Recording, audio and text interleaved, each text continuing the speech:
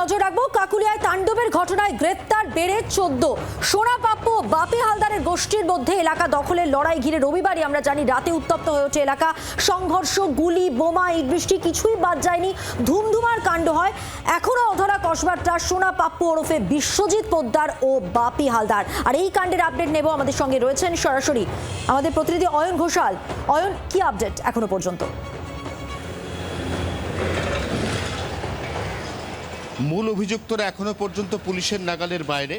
অজিত দ্বিবেদী, মিন্টু ভঞ্জ এবং বাবু সোনা, এই তিনজন প্রাইম অ্যাকিউজড, যাদের নেতৃত্বে ঘটনাস্থলে ঢুকে বহিরাগত দুষ্কৃতীরা কার্যত হামলা চালিয়ে তছনছ অবস্থা করেছে গোটা কাকুলিয়া মেন রোডের।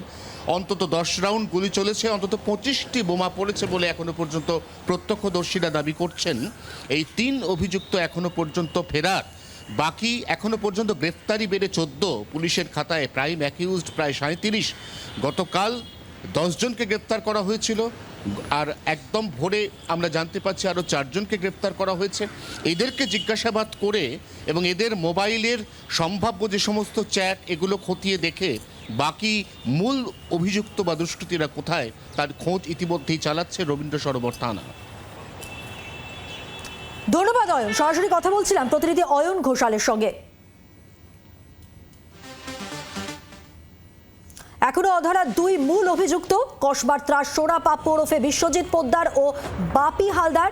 ভোরে 4 জনকে গ্রেফতার করায় কাকুলিয়ায় তাণ্ডবের ঘটনায় গ্রেফতার বেড়ে 14। এলাকা দখলের লড়াই মূলত রবিবার রাতে যে পরিস্থিতি আমরা দেখি, কাকুলিয়া এলাকায় সংঘর্ষ, গুলি, বোমা, ইট বৃষ্টি কিছুই বাদ যায়নি, একেবারে ধুমধুমার কাণ্ড বাঁধে। গতকাল সকালেও তার স্পষ্ট ছাপ আমরা দেখেছি এলাকা চত্বরে। আজ এখনো অধরা কসবার ত্রাস সোনা পাপ্পু ওরফে বিশ্বজিৎ পোদ্দার এবং সঙ্গে বাপি হালদার। বাংলার আওয়াজ, বাঙালির আবেগ, জি 24 ঘন্টা।